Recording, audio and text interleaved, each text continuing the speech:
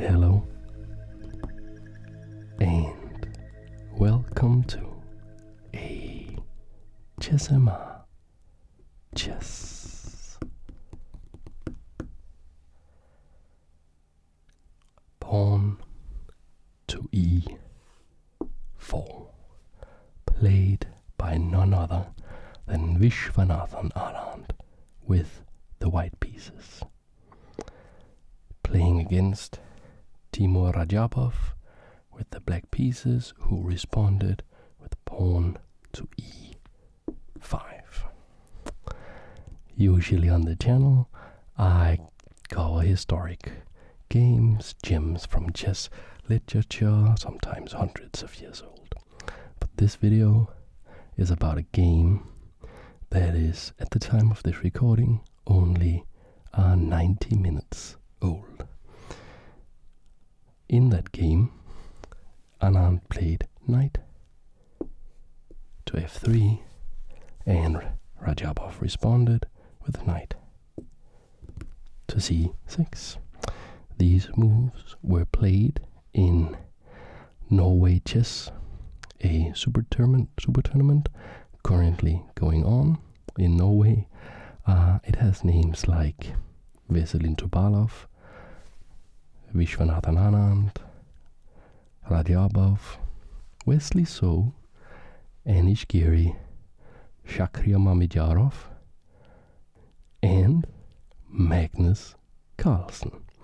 It has an average rating of 2,700 and I think 53 of 54 the players in this tournament.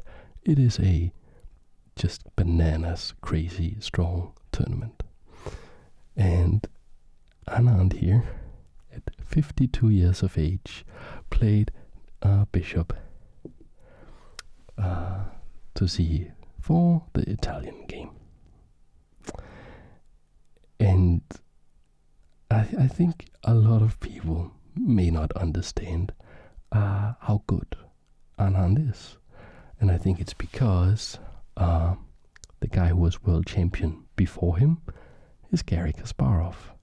And the guy who was world champion after him was Magnus Carlsen. There was, of course, also Kramnik, but let's just talk about Kasparov and Carlsen. These are probably the two greatest chess players, bar none, of all time. So maybe some of the youngsters, they forget that Anand here from India is a 5-time world champion and 2-time rapid world champion, and he has won the World Blitz Cup. He has been number one on the rankings. He has been in the top 20 of all chess players consistently without fail for 3 decades. So when we see the Gyoko piano, as this response is called, from Radjabov, we see a guy who may not be afraid to pick up the mantle and try to take down the tiger from Madras. But maybe, just maybe, he should play a more conservative opening. However, this is a so-called Armageddon game, and I will explain a little bit more about what that means in just a few moves. But first, let's see what happened in the game. Anand played pawn to c3. This is a typical theme, and it is preparing a later push of d4, taking control of the center. But Radjabov responds with knight f6, attacking the pawn, and even though you can be very aggressive and push the d-pawn, the main line is just being a little patient here with pawn to d3. Anand is currently leading this tournament with 3 rounds to go. And in the prior 2 rounds, the 2 rounds before this one, he first had a match with Magnus Carlsen. And it works so that you play first a classical game where you have loads and loads of time, hours. And if it's a draw, they play what is known as an armageddon game, which is the reason that maybe Radjabov cannot be too passive here. Depends on how you want to construe the strategy, I guess. So the point of the Armageddon game is to force a winner. And the way they do it is they give 10 minutes for all their moves to white and only 7 minutes to black. So white all gets the first move and white gets 3 extra minutes. So that is huge, of course. What does black get in return? Well, if black draws the game, black just wins. So black just wants to draw. So it's interesting that we see this sort of testing set up against e4 and not going for something like the Berlin, for instance, which could be a drawing weapon. So it's very interesting how Radjabov chooses to be combative and maybe just trying to gain some time on the clock against the old guy. Radjabov is in his 30s, Vishy is 52. Yeah, like he drew against Magnus in the classical game, Vishy did, and they played an Armageddon game, and Anand won. Next round he did the same to Giri, draw in the classic, then got a draw with the black pieces in the Armageddon game, so he won that. And now he's facing Radjabov. And here, this opening is, there are like thousands of games in this position, it's very well known, but here we saw a little bit of either preparation or inspiration. This is a very rare move, bishop to g5. It's immediately kicked, because this pin against the knight can be bothersome, so h6 kicks the bishop drops back to h4, and I was going to say castles, but no, we have to get all the little gears in the mechanism here of the opening to work first, so we start by playing a5, because we want to be sure that we are controlling what's happening over here on the queen side. We can see knight from b to d2, helping prepare this push in various ways. Prophylactically, we see bishop drop back to a7. Prophylactically comes from prophylaxis, which is the idea in chess to respond to your opponent's threats before they even play them. I believe the term was coined by Anand, who wrote a very famous chess book called My System, and Anand was from Riga, like Mikhail Tal, but he actually wrote that book in Denmark, where I live, and he's actually buried in Denmark. So that's kind of interesting. Well, Vishy castled short, and now we see that Radjabov is really not going for just a boring draw. Maybe he's afraid that Vishy, with his extra time and extreme wealth of knowledge, of techniques and strategies in endgames. Maybe Radjabov is simply afraid that he will not be able to actually hold a very technical long draw with not a lot of time on the clock. So instead he's being aggressive. And he's being aggressive right now with g5 after castles here. This attacks the bishop drops back to g3, and Radjabov castles short.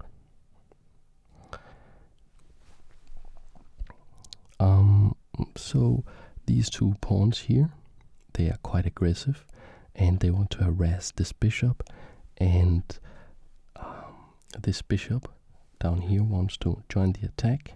The queen wants to join as well, and this bishop, don't forget about this sniper bishop down here on a6, meaning that this pawn can't move. For instance, if something were to capture this bishop, we cannot recapture like this, because that would expose the king to the bishop. That wouldn't be legal. Understanding all of this, because he is Anand, white played rook to e1 here. May not look like it's doing that much right now, but it does a lot of things. It protects this pawn. It improves the activity of this rook both aggressively, but also, as we shall see, defensively.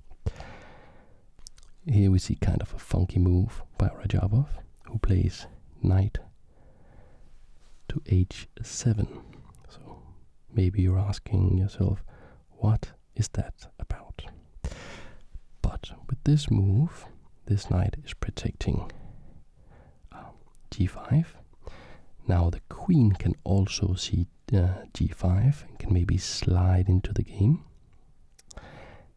And when g5 is protected, we can play h5, because we cannot capture, white cannot capture here with the knight.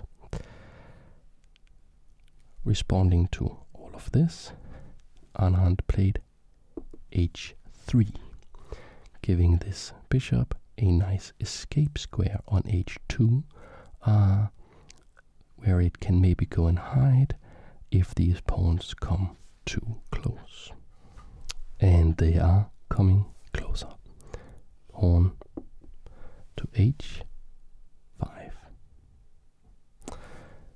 So here maybe prophylactically you would want to tuck your bishop away, but there is a good advice, a good piece of advice in chess, which is if you're being attacked on the flank, you should consider responding in the center. And in this position, Anand plays pawn to d4. So he's staking a claim in the center here, not apparently being too worried about this attack against his king. And I would be worried. Radjabov is a super grandmaster, and he plays queen to f6, further adding pressure against the castle position of white here.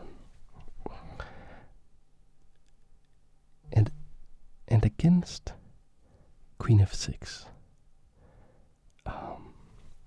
Anand played bishop to b5. And I was watching this game live just like less than 2 hours ago, and I was just thinking, what is going on? What is going on with that move? And it was pretty cool, actually. Christoph, who is a patron of mine, showed up in the chat of the stream we were watching. That was pretty cool. So shout out to you, Christoph. Like, what did you think when you saw that move? It works, but it seems so, to my mortal eyes and mind, it seems so like it has nothing to do with what's going on over here. Maybe I'm in good company, because maybe Radjabov also didn't understood.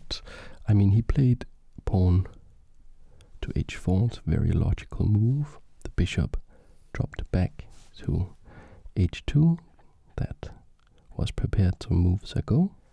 And now, being very aggressive with black here, Radjabov played g4. That is very, very, very, very dangerous. And Anand recognized the danger, of course, played the first capture of the game, h takes g. This is, of course, immediately recaptured with bishop takes g4, adding another piece to the attack. So it's a pretty crazy situation going on over here with a lot of pieces potentially looking at the king. And don't forget this bishop on a7. Very wise of Anand to play this d4 move so that this bishop cannot see f2. It's a very weak square in white's castle there. And the response to this aggression seems to be there's a plan going on over here on the queen side, which seems so strange, and I don't know, it's disconnected. I guess that's the word I'm looking for. It seems disconnected. What's going on over here? But of course it's not disconnected, but it's a bit tough to understand. So Anand played bishop takes f6, the knight on f6. This is recaptured, b takes c6, and it was not knight, it was c6 here, I mean. And then queen to a5, attacking this pawn again. Like it's all about this pawn and not about what's going on with the crazy attack against the king. It's very interesting. Radjabov just pushed on, h3. So this is obviously threatening stuff like capturing here. There can be a direct line of attack if this pawn goes against the king. The queen can come in, the king can slide over, the other rook can come in. And Anand played bishop g3, so that if pawn takes pawn, then king can recapture and not be as exposed to potential checks and stuff, because this nice bishop is in the way. But black plays queen h6. And that is very, very, very dangerous. It can, for instance, if we capture now, if it was black to move again, try to imagine this in your head. This black to move again, pawn takes pawn, king takes pawn, bishop h6 check, or queen h6 check. Can be very nasty. So Anand played g takes h3.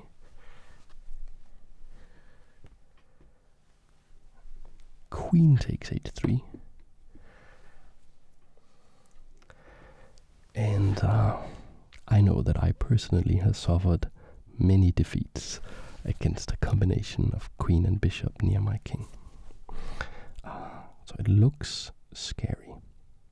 And apparently not that concerned. He plays rook to e3. So we see now a benefit of that rook move from earlier. What does Radjabov do? How to continue the attack? Well, actually, there is a problem with this pawn here. And actually, if this pawn falls, then we have a problem with this backward pawn here. And since it seems that we are not checkmating right away over here on the king side, maybe it's a good idea to make sure that this mysterious queen over here is not wreaking too much havoc, leaving us with a base in disrepair once the dust settles if we don't manage to checkmate over here. So Radjabov slid the bishop back to d7, defending the pawn on c6. And that is a mistake. And 52-year-old Viswanathan Anand didn't blink, he didn't think twice, he spotted it immediately. He had probably spotted it even moves before, calculating these variations, and he played knight takes e5. Technically this is a sacrifice, of course, because this knight can be captured by d takes e5. But the problem is that when you recapture, as Anand did, with bishop captures e5, yes, you are down a piece for a pawn, but now this rook can see this queen. There's a discovered attack, and that is a very big problem for black. You have to save the queen somehow. We saw queen h5, and now the counterattack begins. Rook g3, that is check. What are you really going to do about that check? You can't move the king because of this bishop just sliding down here. So instead, bishop g4,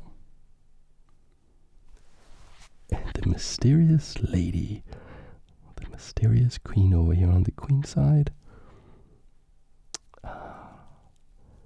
stops playing all these mind games. Says, well, you know, I was not that interested in the queen side. I am actually going for checkmate. And, well, that queen can't be captured because the rook would then check the king. That would be an illegal move. So after queen back to d1,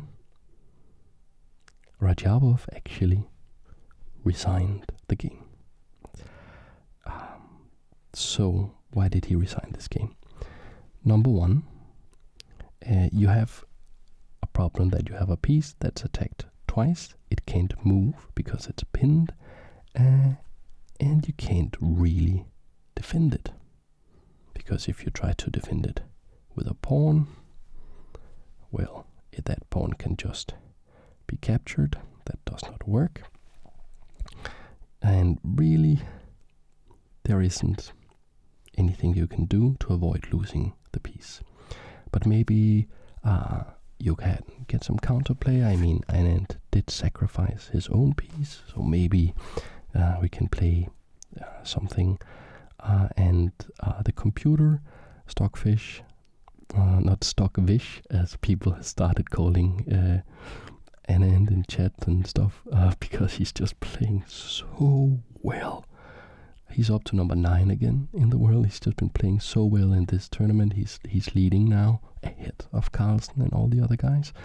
And also in the last tournament he played, he was also playing extremely well, and he was leading at some point, but Carlsen overtook him, so he had second place. But I mean, second place after Carlsen and then beating everybody else, not bad. Yeah, so not Stockfish, but Stockfish. The chess program suggests playing f6 here as the best try, and I can just give a variation, explain why Radjabov resigned. Against this, you can just ignore this, even though it's the best move. You can just ignore it and play rook takes bishop, check. You can't recapture with the queen, you would lose your queen. So best move is knight g5, blocking the check. And now this bishop is attacked, but you just go back to f4, attacking this knight once more, and yeah, it's a big problem now. For instance, we can, if it's white to move, we can just capture this knight. You can't recapture with the queen because you lose your queen. If you recapture with the pawn, the queen can now see this queen, and you will lose your queen that way as well. So best move is king f7.